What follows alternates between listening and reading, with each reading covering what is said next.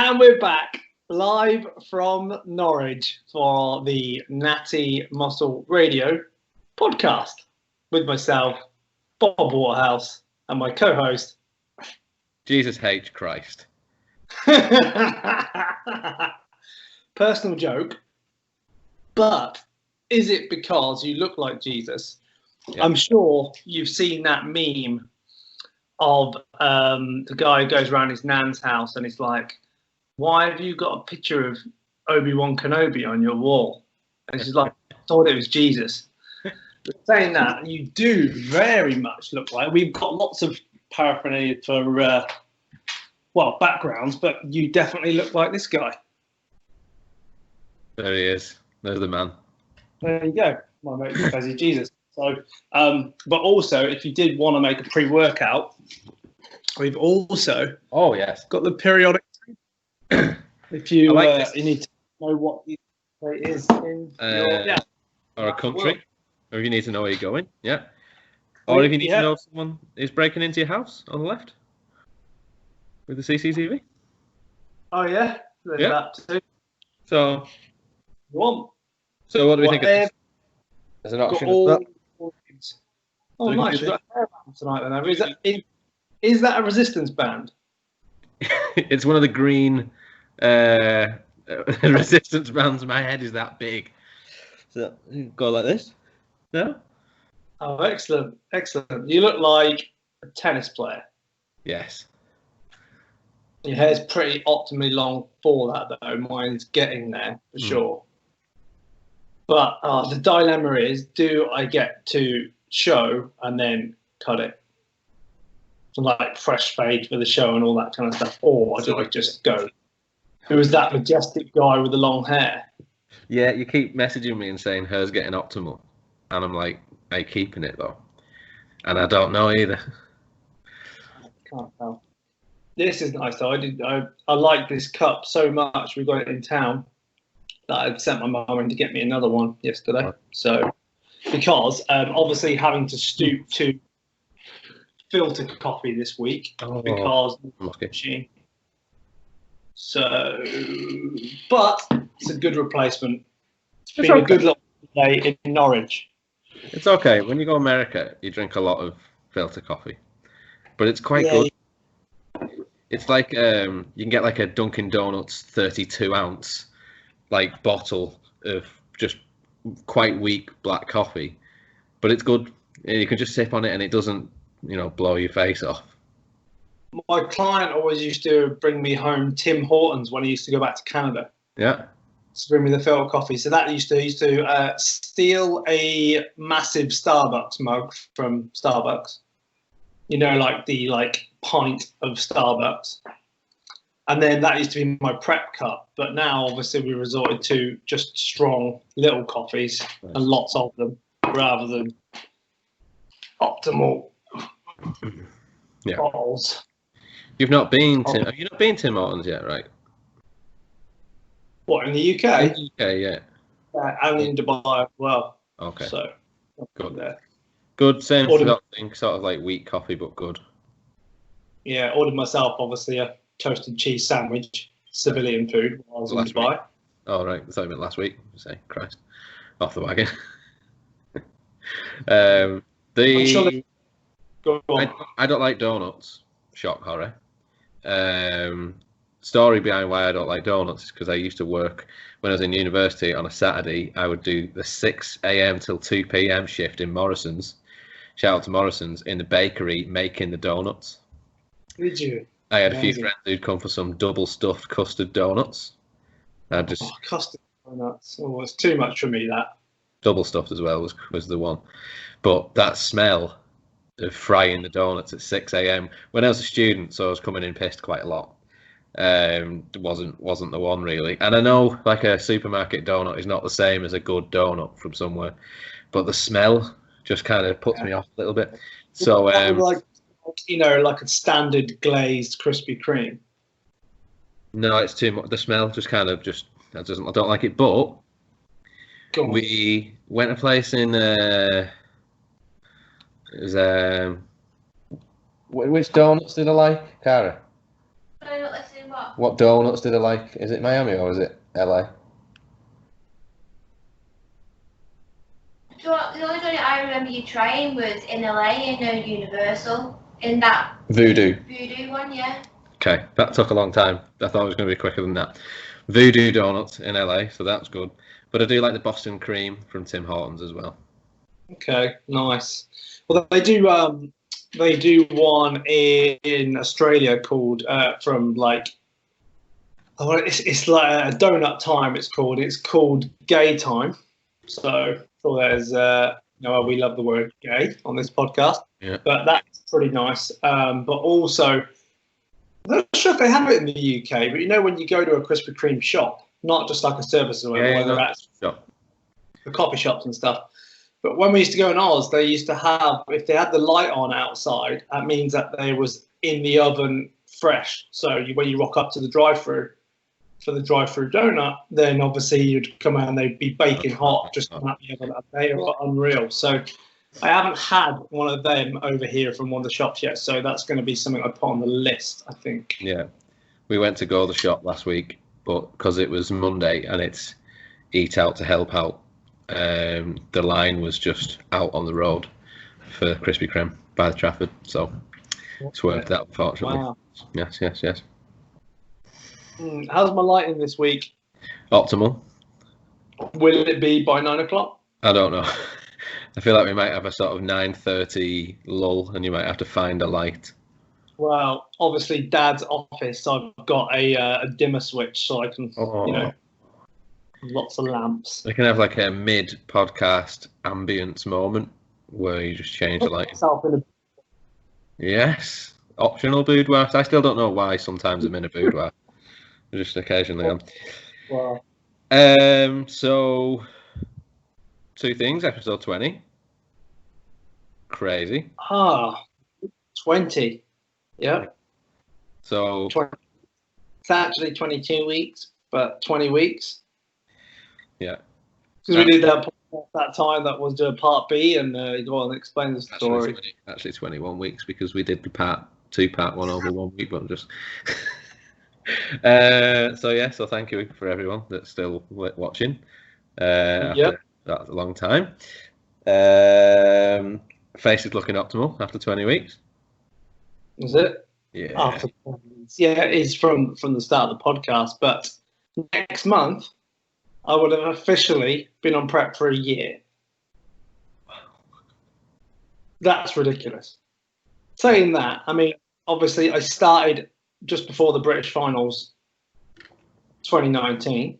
Didn't even have a burger after British finals. That's how prep you were. And then obviously we went to Dubai and that started off well for the first 2 or 3 days. And then it became do the basics well. So train, still eat some chicken and beef or chicken and rice meals. And then when we went out, it would still be relatively clean. But then it went downhill once we started going to Cheesecake Factory. Because I was like, well, starting January. But by that point, I'd already been dieting kind of like 2.5 months. So I had actually got rid of a good stone or so. Yeah, me same. It was better. And then, however, then when that would finish, like we went to Paris at the start of the year and I completely dieted when we went there. Like everywhere the fuck I was eating pizza and pasta and olives or whatever, and I was just there with my bowl of oats in coffee shop. So that was a long time ago. So that was like January, but then it was like the second week in January. We went to Ireland and I dieted in Ireland because we stayed with Claire's mum, so she cooked me some like gourmet prep meals, which was pretty good because she's the chef, an actual chef. So that was good. And then since then, so really, I haven't had a burger since Christmas. Wow. That sucks. Does suck that. When you think about it like that, it sucks quite a lot. But it sucks like that. But then on the same thing, I have been able to have steak every week. Yeah. I've been able to have high days for quite a long time. Like I started off the prep just kind of like normal days. And then I went to carb cycling pretty early this time round. So, it hasn't really felt like too much of a prep because we've been through lockdown, and it was just like, you know, a blessing in disguise. Otherwise, I would have definitely been like the fat guy from Dodgeball sitting in his basement with chicken around me. What film's that? It's Dodgeball, isn't it? Yeah. At the end, right? When he gets really, really fat. Yeah. That would be definitely in lockdown. So that was good. And moral of the story really is that I've still had like decent amount of food, and although I've had to maybe suffer a little bit on low days, I mean, I can count on one hand how many hard days I've had this prep. Well, which is pretty, consider it's like a year. It is a year, and that's funny as fuck. But I think people might misunderstand it as when they don't get how you would do a prep anyway, which is you did start after British finals, BNBF British finals in September last year, but you kind of with that you diet a little and then might take this little like a weekend if you're doing something or whatever, and then or you go somewhere, and then like you said, Christmas you had a couple of days and stuff, and it was really putting yourself in a good spot for January. So it kind of brings around to what I was saying the other week, whereas it doesn't really matter how you diet, it's making sure you get that end result. So you have the likes of, we know people that do mini cuts, so then they start the prep and they are in a little bit of a better position. You have the likes of Marcus, who started his prep I believe like around 90 kilos, and then was a lightweight, so he was sort of mid 60s, just straight through January to show, nothing in between. Then someone like doing like what you do, which is almost like doing a mini cut before you diet, almost, you know, because that's the first time I've done that. I mean, usually it would just start in January, and it's like, right. I mean, I think that, you know, having shows and stuff being put back always helps me because it's always one more time. But that's the kind of like the risk that you're running if you are going to be heavier enough season. Like, you know, it's still having to, I know I have a hard time losing body fat. There's no doubt about that. I mean, anyone can think, well, you've been on diet a year, but really all it is that food's been, you know, decently high. Training's been great. And I've not really eaten anything. This sounds really like, oh my God, like when you put it into context. But I haven't eaten off plan since January. As in, like, I haven't been out for a burger, or because of lockdown, I haven't even been for a Nando's. So it's like, and that's not me being hardcore. That was just the result of the fact that we were in lockdown. It was like, right, well, the only thing that you could say, like, as far as being off plan, is that if I was maybe supposed to have a fillet steak one night, and I'm going to have a ribeye tonight, I'm going to have some lamb tonight. But really, no actual fast food or sugar, effectively, for the last season. The ribeye and the fillet is important. It's like when Chris Aceto says some of his clients ask him, do you want me to do the white potatoes or the red potatoes? Do you want me to get like the Jersey potatoes or the Maris potatoes? It's like just fucking potatoes. Exactly, yeah. Mind you, saying that, I did actually see there is a difference between yams and sweet potatoes. Yeah, I've seen that. Yeah, they're about that. Fine. It's only funny, I've just taken on an American client, and he's like, so yams or sweet potatoes? And I was like, it's funny, I know this answer because Dave Palumbo talked about it on his podcast last week. So one of them is denser in carbs than the other one per 100 grams by about 7. But obviously, if you eat a lot of them, it makes a difference. Yeah. So just saying. So don't eat yams. don't eat yams. So, any news, any gossip this week? Anything going on? I guess we can talk a little bit about Phil Heath, right? Yes, that's big gossip, isn't it? I think I love how fickle everybody is. Like, the whole time winning until everybody hates you. And then you take a break for a year and everyone's like, oh, best mate Phil's back. Oh, I'm so excited. But really, you've been slagging him off for the past 2 years and then calling him a pussy for not doing the Olympia and then saying the Olympia's not as good because Phil Heath's not in it. Like, hilarious. And he must be like so amped up to do that, to kind of prove everybody wrong, but on the same side, it's being like, it's probably done him a bit of good to maybe have a break, because everyone's like, oh yeah, like we've been missing that. But I think it's funny, isn't it? First, like, before we get into what we think of Phil. Yeah.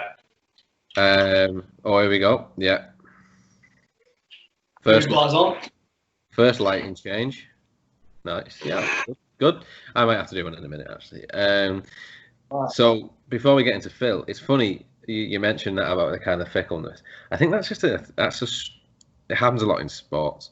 So, a football team is winning after a few seasons when they've won a few times. It's like, okay, now we want them to lose.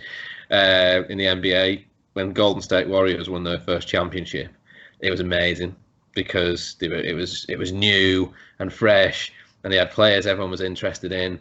After a few times when it was looking like nobody could beat them, they were the most hated team. So it happens in sports in general. So funny though, isn't it? It's like you have to almost like, you have to have a few shit results so that you don't get too good. Well, because people find it boring, but it's hilarious that it actually has got to that point where, he's that good. And I think it was maybe a little bit the same with Ronnie, but Ronnie had so many different looks. Whereas like Heath was just like so consistently like good all the time like that. Like he wasn't really ever off, was he? I mean, I was like, oh, he's off this year, but really glutes are still peeled. Yeah. Everything's round and everything. It's just maybe, as I said, like, people looking for an excuse not to give him up. I was as shocked as anybody when they actually announced Sean Roden in first place, because I thought, well, he still hasn't got enough to beat Phil. And I was over the moon that he did, because obviously it was like, if you're Team Aceto and you're like, as he said, it was like you have to celebrate Phil's loss first before you celebrate Roden's win. People did, yeah, big time. Jokes, but it's true. I think so. That's kind of one of the. I think Jay is a perfect example of that as well, because Jay was obviously he was second place for so long, and then he won in 2006, and it was great. And then it was in 2007 when it should have been Victor. Yeah. And then he got beat in 2008. And then when he come back in 2009 and won, and the fucking quad stomp, it was like, yeah. And then 2010, it was like, moving on. And then, so that was a real up and down kind of like, we want him, we don't want him, we want him, we don't want him. It adds excitement though, doesn't it? I think that's the problem, is that, when you've got, as they said last Olympia was a lackluster Olympia, is what they said. Now, I still really liked it, but it did feel more like a normal show, like almost as much hype as what maybe Tampa had. Like it wasn't some of the big hitters and that were out. I mean, having like Natty come in at the last minute. Yeah, that helped. Get there was great, because that added a bit of excitement. But this year, if you've got Flex Lewis, you've got Heath back in. I know that Dave Palumbo just put up a thing about whether Roden's going to be doing it or not. Roden versus Heath. Like I said, potentially on paper it could actually be a very good Olympia, but what's going to obviously determine maybe a few of the people being missed out is obviously the flight stuff, with regards to people like Bonac, Ramy, anyone basically who's not living in America or American could be out, and that changes everything. I think that won't be a problem, and why I say the main issue will be if the whole pandemic or the epidemic in America continues to get worse and things change. And I think you'd be looking at whether an issue of just the show not going ahead. If it goes ahead and there's no further restrictions, I don't think there'd be a problem. And why I say that is, what's one of the misconceptions is that nobody can go to America at the moment. That's not true. You can go to America, but you can't go if you've been in certain countries in the last 14 days. That's Shenzhen areas of Europe, so that's most of Europe, but not all, and then a few other places. So for someone like Bonac, for someone like Rolly Winkler, who are doing one show a year, if they don't have a plan in place that they can go to somewhere else for 2 weeks, essentially quarantine and be able to train would be the, whether they can do that or not. They have to go to a country that wouldn't require them to quarantine. They could just go to the country, do the last weeks of the prep and then get to America, and then you have to quarantine in America though as well. That might be the issue. It depends where you're coming from. But there's a way around doing it. The problem with Tampa, with Samson Dowda, it seems like he just tried to fly out like the week of the show. And to go from the UK to America, even if you're going for like a business reason or something, you still need to quarantine. So that's where that issue was. So I think we'll see European and maybe further afield in the Olympia. I mean, I know he's pretty good, but I think he may have struggled in that lineup though. There were some good guys in there, to be fair. Samson. Really, with Dwayne, I don't think he would have beaten Dwayne. And well, saying that, it's hard to because he wasn't there. So it's but on paper, I think the other guys were. It was quite deep, weren't it, overall? Not that we're going to be talking about Tampa again this week, but just in general, Yeah, I mean, I could probably, because we've not watched a bodybuilding show in 4 months, we could probably talk about Tampa for another 10 weeks, but we won't. But yeah, so what do you think then? Phil wins 19 Olympia, right? Would you say? 20. Would say Phil would have beat Brandon Curry? Oh, right, okay. Yes, probably. Like even the Phil that got beat by Sean Roden probably would have beat Brandon Curry. Because I think just Brandon wasn't quite hard enough, was he? I mean, he was hard, but he wasn't. I mean, it wasn't Phil Heath hard. That's the levels. Yeah. So if Phil's got as much muscle, probably a better back double bicep and more conditioning. So why would he not win? You know what I mean? Yeah. And then so you have to really look at it as obviously I'll be team flex, and you don't know, you really don't. It's such a everyone would love to see Flex win, wouldn't they? I mean, to be a 2-time Mr. Olympia as far as in both divisions, he's probably one of the only people who could do that. But it's as you said, when you get a 212 guy next to some of the other guys, it's hard sometimes when Olympia is a big man's show. Yeah. So does he get lost in that lineup? But I think he could easily make the top 5 and potentially even the top 3 if he comes in he needs to come in 212 condition. That's the only thing with 10 pounds of mass. Just imagine if he just walks out and it's just Phil Heath round, rock hard. Be great. I'd have this smile. What you mean for the Olympia party we're going to be hosting around my house this year? Yes. I did get very excited because we'll probably order Domino's. I was like, oh yeah, that would be nice because I'll probably be able to eat it by December, hopefully. So, hopefully. But we'll see what happens in this final. So we can get a nice, probably do a festive pizza by that point, right? Oh, talk to me.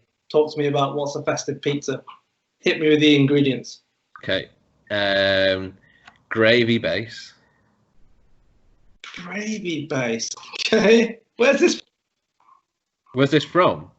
Is this a create your own Aeronn Bevan my mind immediately? I'm sure Papa John's have done did a festive pizza last year. Gravy base, cranberry. There was probably cranberry because that's quite festive.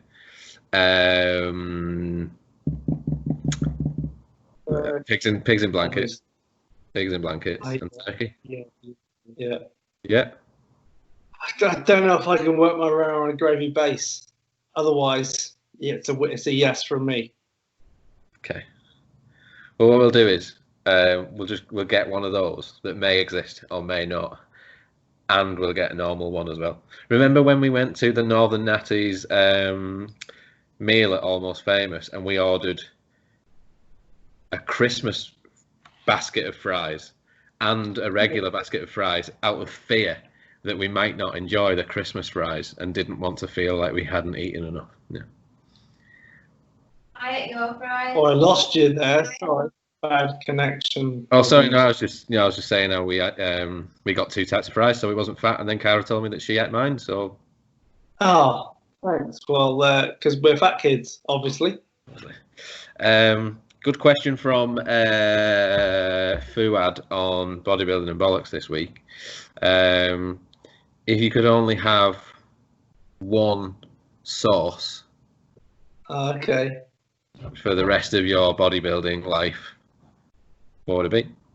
I think I know what it would be, actually. I don't know. Does it affect the way I look? Yeah. Yeah, it's not like it suddenly becomes not like Sweet Baby Ray's suddenly becomes Walden Farms. Okay, then it's going to be sugar-free, low-sodium ketchup, Heinz.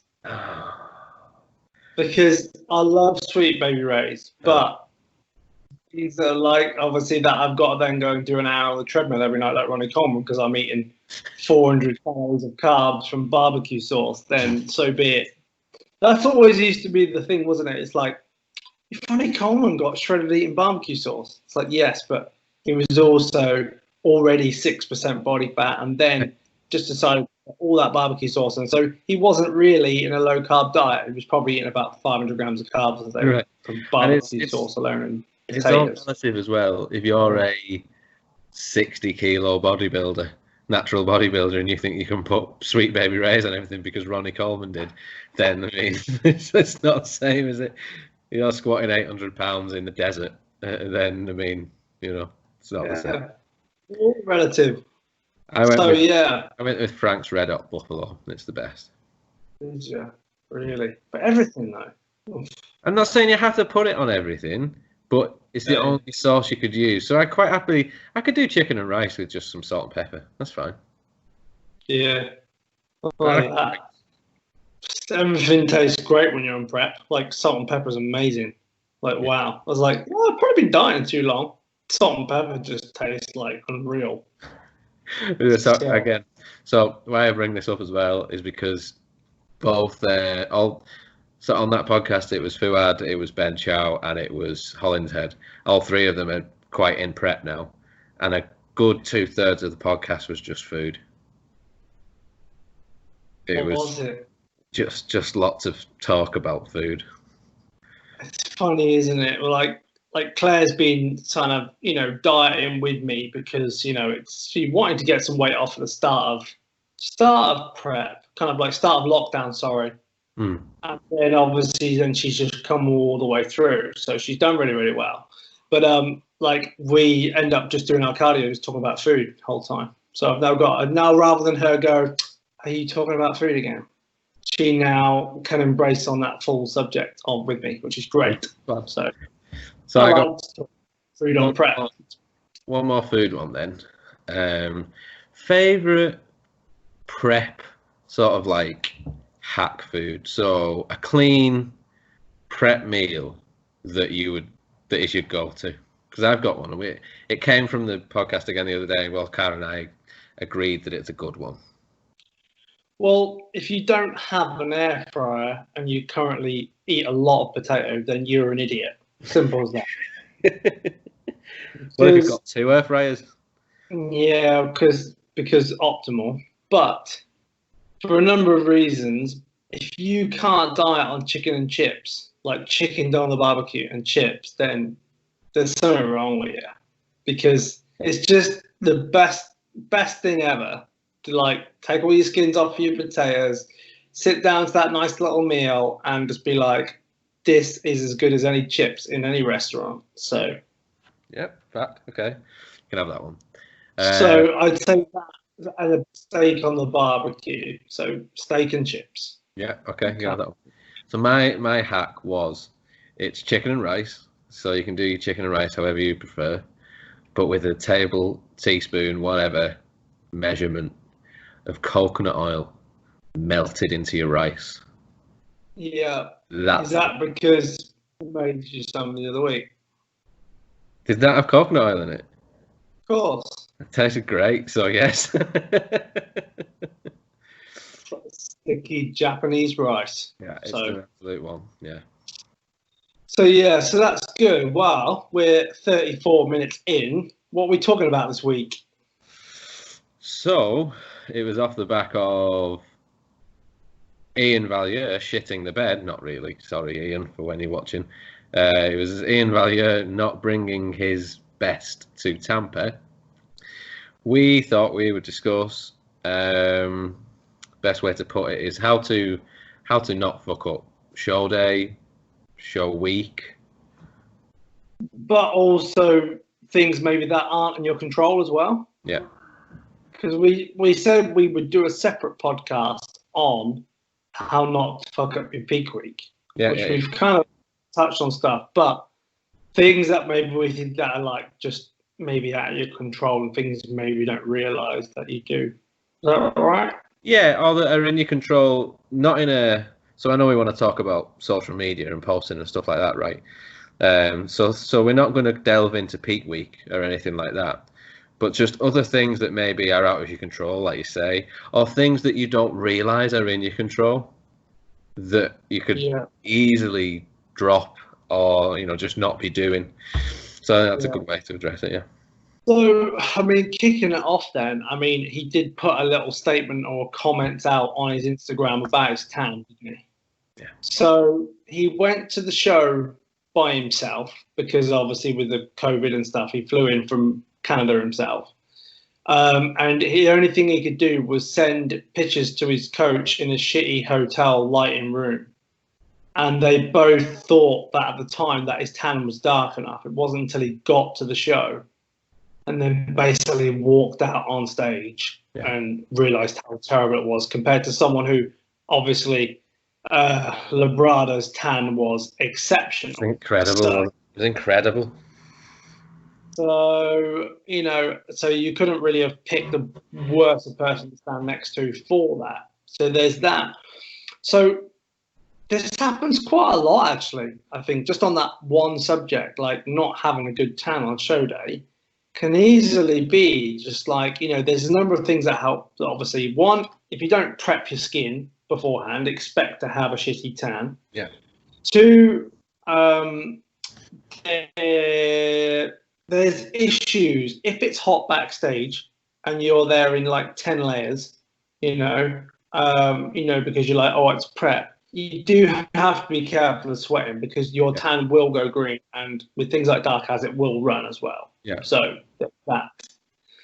Obviously, there is things that are maybe slightly out of control, like yourself, who really just has a bad time tanning. Like, so whether it be the pH in your skin or whatever it be, like there is people out there who do just have a bad time tanning. But I think the more that you are prepped with your skin, and I've definitely noticed in the past for myself, the more I've done the preparation work for it, starting 3 or 4 weeks beforehand, and even on just or further out, and like getting everything done, like getting someone to scrub your back effectively, like phone,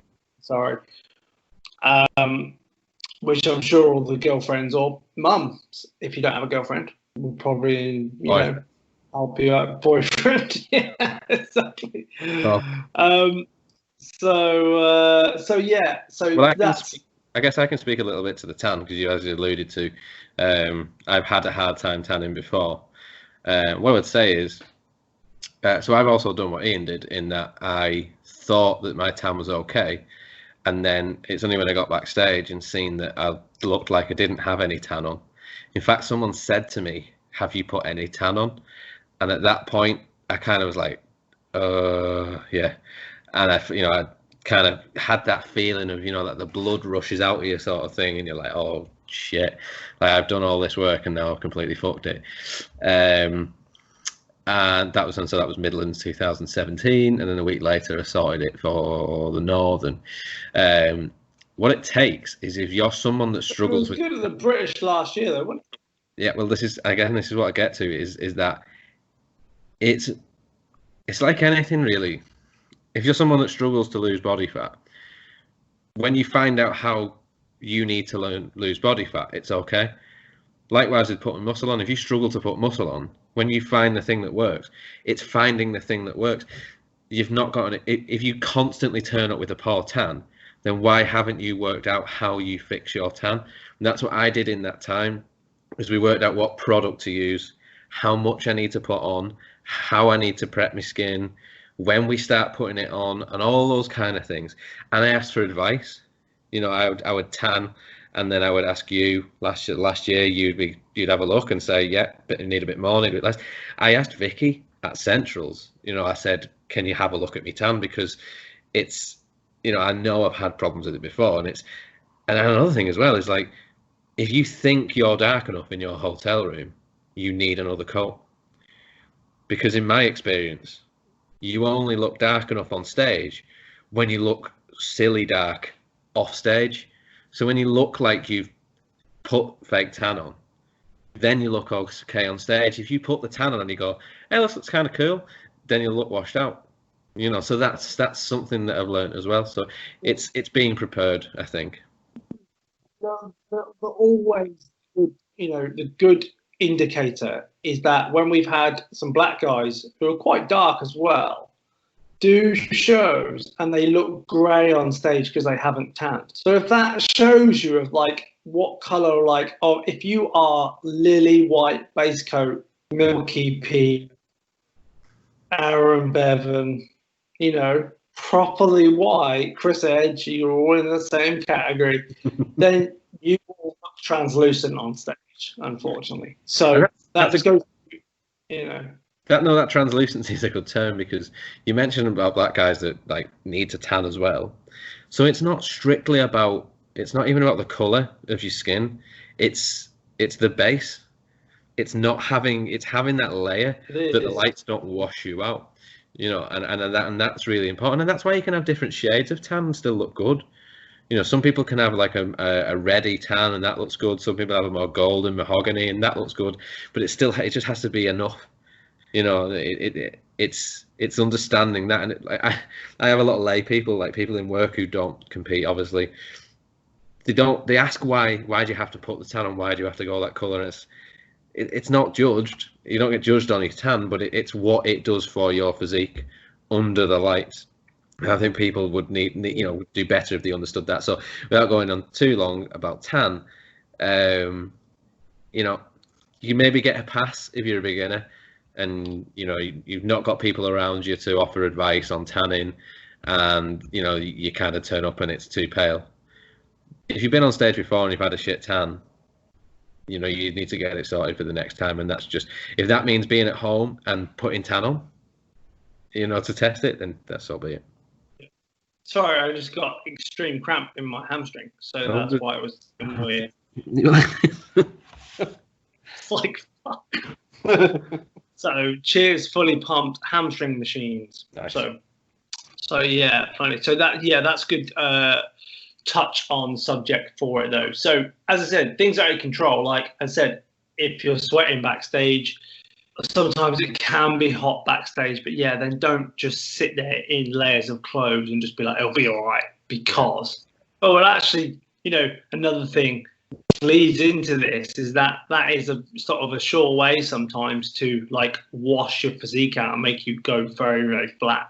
Yeah. Especially if you're not taking in the same amount of sodium that you usually would and being as relaxed as you usually would. Like, you can just like, you know, start pumping up, look in the mirror and think, what on earth has happened to me? And I always remember that story of Nick Trigilli, that happening to him, being sweating backstage, got to pump up, and he was just like, said he was just like so washed out, so kind of like just empty. And it's like he had to put a load of electrolytes and salt and stuff back in to try and like fill back up. But that wasn't, he was just laying down, you know, it's like doing anything. Yeah. So that's an interesting point. So I think the thing that was the reason why we kind of wanted to do this podcast on it was because what kind of gave it away is that when he actually, Ivan Valliere walked out on stage, he looked like just like a rabbit in a headlight, just like, you know, very unhappy to be there. So obviously that, you know, that's why we kind of maybe picked up on it, but we obviously was thinking to get to the point that there must be some maybe external factors of, like, did he look at himself, you know, pumping up backstage and think I looked awful and therefore that's why I look like that, or had he just kind of realised that he got to that point, been pumping up backstage and feel like I've just really missed my peak? So, as you said, I don't know if you want to talk about it, but I mean, you know, just to say, like, we've obviously all been there where you've kind of maybe realised you're not quite as hard as you need to be, but the stress factor of how that affects your physique. Well, I think it was clear to see the way he described it when he turned up at the prejudging. It was rabbit in the headlights, but he looked sad to be on stage. You know, he knew the result already, and Hunter did not look like that. Hunter looked very confident, not arrogant, but confident. Really happy there, smiling in his shots. And you know, Ian just wasn't smiling in his shots. Contrast that to the night show when he come back and he looked a bit harder, he looked a bit fuller, and he'd sorted his tan out. And he was smiling in some shots, and he was having a bit of a joke. And by that point, he knew where he was, and that maybe he couldn't close the gap. But that fear, that you know, pre-acknowledgement that you're not good enough before you even stand on stage. If that's going through your head backstage, before you go backstage or lining up, you might as well not even go on and say that, because it will have such a detrimental effect to your physique. More than anything, really. And you could have prepped for a year, you could have prepped for 12 weeks, and it won't matter. And many people will have felt that feeling. I said I felt it when I seen me tan, and someone asked me, "Did I have any tan on?" I felt a blood rush out my body, and you'll understand that. You'll know what that feels like if you've had it, and that's the feeling of the blood going away from everywhere that you need it to be. You know, that's you flattening out, and that's cortisol going this way, adrenaline going this way, and it will lead to that very flat looking physique. And as well, what even compounds it is if you think you're off, if you think you've not dieted hard enough, or this, that, and the other, at the very least, or rather, the worst thing you can do is you go on stage and then your face tells that story as well. You know, because if you're unhappy in this, that, and the other, that can have an even bigger compounding effect. I hate that when you then suddenly in that position. And I've actually been there myself at shows, and you know, where you suddenly realise, like, I think I'll be all right. I think I'll be all right. I think I've done enough to kind of like look all right, and then someone like Nathan walks in looking like an absolute freak, and you're like, I'm screwed. I'm definitely like. And it's like, you know what I mean? That is, you know, you can't then hide it. You're not your same self. So therefore, that, as I said, it probably had an even, you know, worse effect on the way I looked on that day. But you know, at the end of the day, you know, some of these things are out of your control. I would say that is that feeling is out of your control. And whereas what we try and do on this podcast is say, here's something and here's a way you can get around it. You know, here's something we think you can do better. I can't sugarcoat it. If you feel like that before you go on stage, you feel like that, you know, and it's most likely for a good reason. You tan shit, you look off, you didn't diet hard enough, so you see someone that you think is better than you, you know. And I guess the only advice we could give at this point is that even you feel like that, you know, you felt like that before, I felt like that before, for what it means, you know, and it's kind of okay, you know. Now, if you get into a habit of doing that, and if you're a seasoned competitor, if you're a competitor and you've won qualifiers, and you know you're well thought of in the sport, but then you consistently have that time each season where maybe it's just when you get to finals or whatever, and you kind of hit that wall, and you hit that mental barrier for whatever that may be. And I think it'd be good to get into other reasons now why you might hit those mental barriers outside of the show day. That's something that I think needs addressing, because you're holding yourself back then, you know. Yeah. Yeah, when we did touch on it, but we talk about how like other stress related factors actually will change the way that you look. So just due to a hormonal response. Yeah. So you can have your carb up perfect, you can have your water intake perfect, salt intake perfect, be posing look great 3 hours before. And then let's say you was going to get, some horrific news before you started, went over to the show. Or, I don't know, a million one things could happen between, basically waking up on show day and then going to the show. Yeah. And that stress, right? Let's say, for example, that, you're stuck in traffic, can't get to the show. Like, you not being there prepared or whatever might happen, or you feel like someone rung you and so you're going to miss your class. Like, you can't expect them to almost get there and just be sweet, even if you're a very chilled out person. So what I would say is the whole thing of arriving to the show on time. And I always think that people who've been to shows miss their class because they went home for a nap or something between I just think you spent all that time, all that effort and money, time and relationships and all the things you sacrifice basically just to not get there a couple of hours early. It's like missing, isn't it? It's like missing a well, yeah, I only miss flights when work pays for them, and then kind of it doesn't matter because it's not you've not paid for it, isn't it? Exactly. No, I digress. But it's you just think, why have I done that? Why didn't I just go to the show? Because you couldn't be asked to wait for a couple of hours backstage, with your feet up. It's not like you. Do you know what I mean? Yeah, okay, it's boring. Everyone's been at bodybuilding shows where you're waiting forever and a day. But surely, if someone was to say to you, right, you come in and wait here for 5 hours, or risk missing your class for the whole year you spent dieting. Yeah.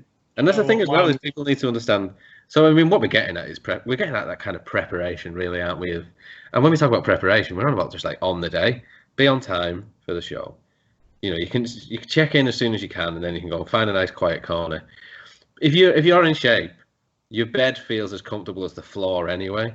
So you'll find somewhere where you can just lie down. So just be at the show and don't have any things like that. And then when it comes to that kind of going home at the interval, it's not that long. When I say the interval, sorry, between morning and night, it's not that long. It's really not that long. And by the time you've gone home, it used to be. Yeah, it's shortened out there, but it used to be because they would just basically have the evening show start at 4. It always used to be 5. So that extra hour, especially when you go through the Welsh and you've hammered through 50 competitors in 2 hours. Yeah. And and I was thinking, I've got ages, but now it's a lot better because it's just timed a little bit better, I think. Yeah. So, I mean, that's some of the best experiences, kind of backstage in between pre-judging and night show. Famous story of myself and Jean DeBrail talking about whose job is it to peel pre-peeled pistachio nuts? And what a shit job it is. Yeah. That was the highlight of our conversation. So shout out to Jean for that. Wow. But in conversations, just had a thought, who peels these nuts? That was good. But it's kind of part of the experience for me as well, is being around with the competitors and stuff like that. So I think you're missing out on that if you're not doing that. So yeah, there's we've talked about TAN, we've talked about being prepared on the day. Basically limiting your cortisol things from things that are in your control. Yeah. Obviously, if you get told some horrific news before you're prejudging, then of course you can't, right. Can't be helped. But there is a lot of things that I said maybe can be helped. Said getting up early, making sure you've got enough food for the day of show day. Take extra food, and if it means throwing it away in a bin and then you go into Five Guys after the show, right, then take extra food. Rather than run out and eat when your coach goes, you're really flat. What other food you got? Well, I've just brought what you decided to tell me to take, and I'll need to eat 6 more meals. Then that's unnecessary stress that you could have planned for better. Really. Shout out to Marcus for taking my rice cakes because he didn't bring any. So you can thank me for that, Pro Card. Rice cakes, yeah. Yeah, but so there's all those things. But the thing that I really wanted for us to address, because this was the most apparent thing, if you'd watched all the hype leading up to the Tampa Pro, Hunter versus Ian, and they were all on individual podcasts and they were all giving interviews, and then Fuad even had Hunter and Ian on the same podcast where they were talking about each other and this, and it was really good, and they're both cool guys, but it was interesting because it was an interesting dynamic between two people that are actually going to be on stage together.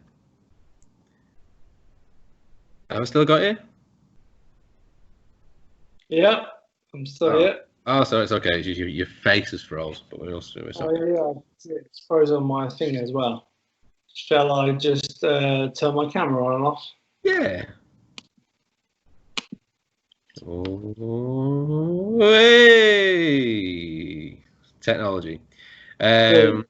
So all I was saying was, if you'd seen any of the hype leading up to Tampa, you'd then have a bit of a better insight into why Ian looked the way he did, and why he had that face, and why he just generally looked downtrodden, and why at the end when they were announcing first and second, he was kind of stood there like, yeah, I know I've not won, and he was kind of tapping Hunter and like, yeah, it's going to be yours and stuff like that. And even in his post afterwards, he talked about how he'd got in his own head a little bit before the show, and it was with all the social media, and it was in the comparisons and the talking and the this and the that.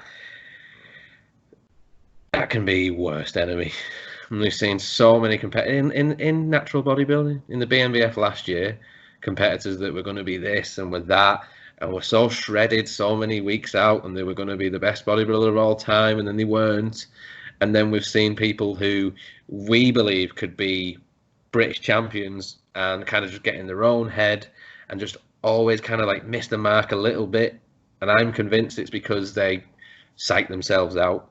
Maybe because they're saying on social media that they're going to be this, they're going to be that, and then they're seeing other people on social media saying that they're going to be this and going to be that.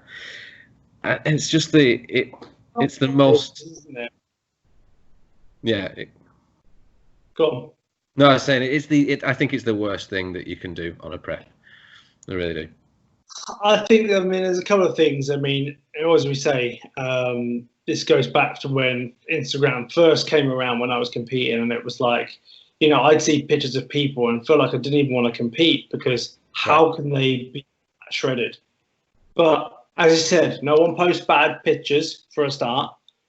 Most people are going to post pictures after a chest and bicep session in the best lighting possible, where they look the best, and then that's probably going to be filtered because why not make myself look a little bit harder than I am?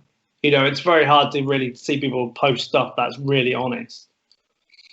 And people can look at them and go, wow, look at that like density they've got from the side and the side of the legs and things like that. And then, as I said, you see them on show day and it's like, unfortunately, you can't bring them filters with you to the show. So there's that. Secondly, everyone looks good on their own. Yeah. I think that, and this is definitely not. This is personal preference. I don't actually have a problem with people posting updates of how they look and stuff. It's just, for me, the reason why I don't do it is because I don't want to deal with the negativity of I know how I look. And I might get 6 people of my mates going, looking great, bro, looking shredded, whatever. And I know full well that I'm not at that point. But I'm also, as I said, one of these who comes through very fast at the end. And at 10 weeks out from a show, there'll be people who are there who look like I'm never going to make it. And they are definitely beating me.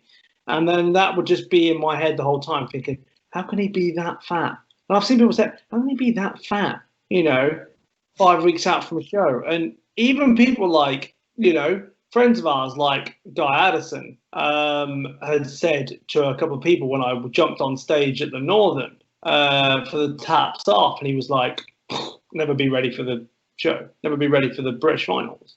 And that's not in like a, you know, like a, how should we say, like a dickish way. That was just like his like thought on how I looked at that time. But probably, as I said, like, you know, I'm a late arrival to the party. Well, it's a great point because I you know, what I look like at 10 weeks out compared to what some people look like at 10 weeks out. Christ, to what some people look like at 20 weeks out. You know, I remember going to a club last year, and someone said to me, you know, after we'd finished posing, someone said to me, "Yeah, you'll be all right, Aaron. You'll get there." And I was like, "I think I look pretty good. Guess I don't look that good." But what Guy, you know, what when you mentioned about Guy, what he's saying isn't incorrect either. You know, No, to anybody else, the condition that you have at that time isn't good enough. But for each individual person, some people are quick at the end. Some people, you know, some people look in condition at 20 weeks out, but they still don't look quite in condition at 2 weeks out. And it doesn't ever materialize. Yeah, as I said, someone can be well far ahead, and I've seen this with a couple of guys who've been posting that they're doing a Two Bro show, and like they're posting like physique updates, and they look really good, but they looked really good 10 weeks ago, and they look the same now. So I'm thinking, well, what was the point? Like you've kind of just like you've not really got much better. Like they look great at 10 weeks out. But then if you're actually that's what you're going to be bringing to the show, then that's a different story, you know. But that's like, oh, wow, you know, like you're in a great spot for 10 weeks out. It's like, yeah, okay. But it needs to materialize to the fact that to the end product. And as I said, I think that by any means, like I said, I don't have an issue with people posting pictures. And I quite like looking at them as well. You know, you can end up getting caught up with, you know, looking at those and assessing people's physiques and stuff like that. But on the same side, for my own mental sanity, I can have 20 people comment saying, "You're going to be fucking amazing this year." And then one person to go, "Thought your legs looked better last year," or "Think they were probably harder this time far out," or maybe you look like you lost a little bit of size on your chest or something. You're suddenly be going like, "Oh, I wasn't even considering that," but now I start looking at it, and you can find an argument to support or a fact to support that opinion. Yeah. And then what do you then start doing to try and compensate that? And then all of a sudden, like I said, it's the same with the, like feedback from anything. You can get 100 good reviews. The one bad review is the one you'll remember. Yeah. So that for me is just kind of like, well, it actually happened this weekend, funny enough. My uncle popped round, who is quite into it. He likes his training, and he's always asking me, "Oh, your arms looking massive. Give us a front double bicep picture." And I was like, "All right." So took a picture. Sounds like Blackman. Exactly. And I took a picture, and then he then posted it on Facebook instantly. And I was like, it's not a problem, because in the day, it's not really a big issue. But then my dad was like, "Look, I'll just speak to him." And he was like, "Look, as you said, it's only got to take one comment to piss me off. And then I'll be like, why did I post them up?" So it's like, it was just like sat in the conservatory. It wasn't like I just finished training arms or something, you know. And it's like one of them things I said, like for me, it was just like, yeah, I'd rather not, because it's the only way I could describe it to him was like, can you imagine like posting a picture of like some artwork that you've only half finished? It's not the finished article yet. So like it will be at the end of it. You can post that picture, when I have done the show, and you can, put on, tag me and whatever. But at the end of the day, it's not ready yet. So, I want it to be like to show how good it's going to get from this point on. For, another 5-10 weeks later, you're going to be a different bodybuilder again. So I think that's a really good way of putting it. And if you're someone that is more interested in the process of look how much I'm changing, and look how much better I look now compared to 5 weeks ago, then that's cool. And if you're posting that, that's great. I guess for me and you, I think the reason why I think there's two negatives to it, and you can be on either side of the fence. So you can be the person that's posting, and maybe you're using a filter, or even if you're not, you're using a favourable lighting. You see, you mentioned it being after chest and arms. You know, all those kind of things that you can't bring with you on stage, and you're doing that and you're posting them, but you know deep down that that's not quite fully how you're going to look on stage, and that can play in. So that can affect you that way. But then you can. And I guess you don't really care if you're doing this to somebody else, but this is to the people that are seeing other people's posts and letting it negatively affect them. Is if you're somebody that sees other people that say they're doing the same show as you, that can have such a negative effect as well, because you think, oh God, look how good that guy is. Look, why don't I look like that? And there's both of those things, and both of them can be equally damaging, either to yourself if you're making the post, or if you're someone that's consuming it. And I've had a conversation with one of our very good friends about this a few times. It's just if one of those two things is happening to you, or both, do you need it? Do you really need to be doing that? And if you don't, just stop doing it. If you're posting progress pictures and it's good and you're into it and you like the feedback that you're getting, then cool. But if you're someone that can honestly say that you're affected by seeing other competitors, or you're affected by the pressure that you're putting on yourself because you're posting progress pictures, and now you may have created this false impression of what you're going to look like, and people are hyping you up, and you're starting to think, shit, I'm not going to look the way people think I'm going to look. You don't need to do it. And I know that sounds simple, like to say you don't need to do it, but in this sort of era that we live in, people don't realize that you don't have to use Instagram to do these things. You can uninstall the app. I don't know if anybody knows that you could do that. It's possible to do, you know. It's even little things like, let's say, like you're not using filters and you're not posting yourself in a favorable light and you look really, really good.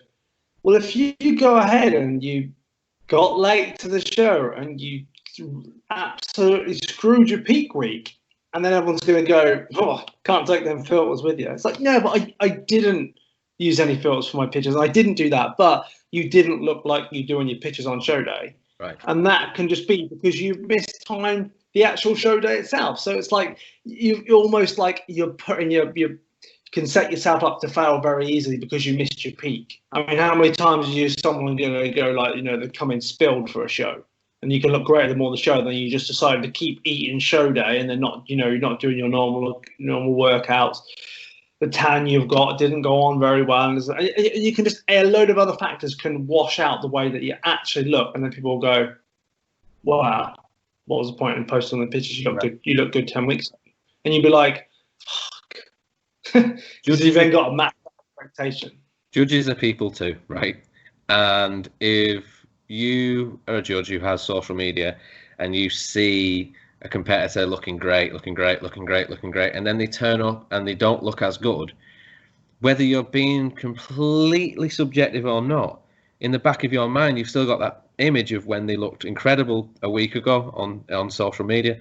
And if they don't look like that on stage, you're automatically comparing that in your head, compared to, you know, I've coined it now, the OPO effect, of when OPO walked out of the British finals, and I just went, that, you know, because I'd not seen anything from his qualifier to British, and that awe factor, it makes a difference, you know. And there was nobody had any preconceived notion that that's what they'd see, you know.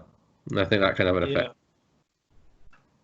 Definitely. So I think, yeah, there's a number of things. It's like, you know, it's personal preference whether you do it or not. But as I said, if you find yourself spending lots of time preparing that, because as I said, I know probably 95% of people who probably post pictures up for a show are probably in better condition than me 10 weeks out, or 5 weeks out, maybe even 4 weeks out.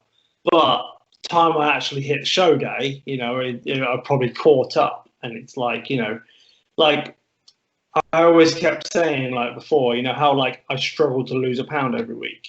Yeah. Well, the last 3 weeks I've lost nearly 9 pounds, and it's like, why has that happened? But just the way my physique does it every time. It's almost like I'm always late to the party, but when I'm there, Yeah. It's a whole different part. That's good.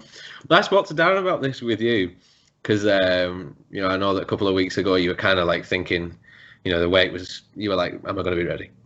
I spoke to Darren and I was like, look, this is the first time I've sort of like been in your circle at this point in the prep, right? You know, kind of training with you and stuff like that.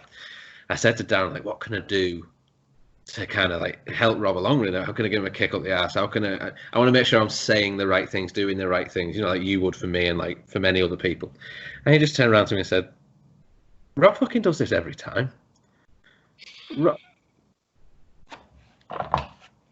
Yes. I'm not quite the same. Rob does this every time. He says he gets there, you're looking for glasses. Oh, yes. Rob does this every time. He gets to this many weeks out and he forgets that how quickly he changes and yeah. But and he reminded me, or he informed me that what you needed reminding of, and I'm sure he did that when he spoke to you, is that, you know, you do put yourself, you're in this situation every time. And this isn't to bring it round to you. This is just that what you needed reminding of at that time was, this is the way I do it. So I'm not to be bothered about these external things and these other people doing the show and stuff like that, because this is how it happens for me.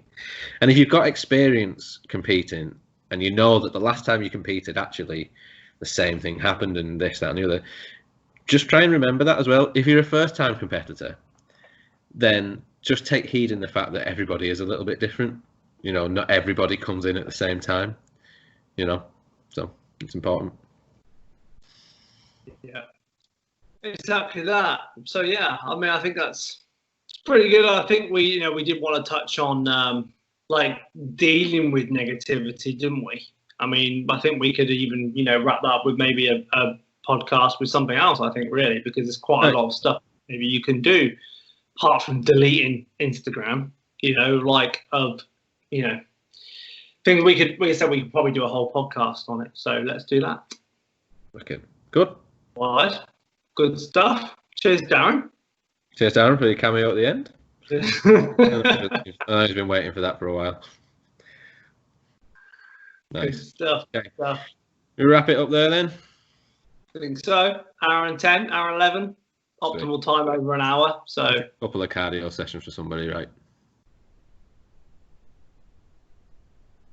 I completely missed that. The signal broke up. But sorry, no, I just said it was a couple of good cardio sessions for people. Okay, cool. I'm a bit disappointed that we didn't get any Norwich facts this week. Sorry, I did forget.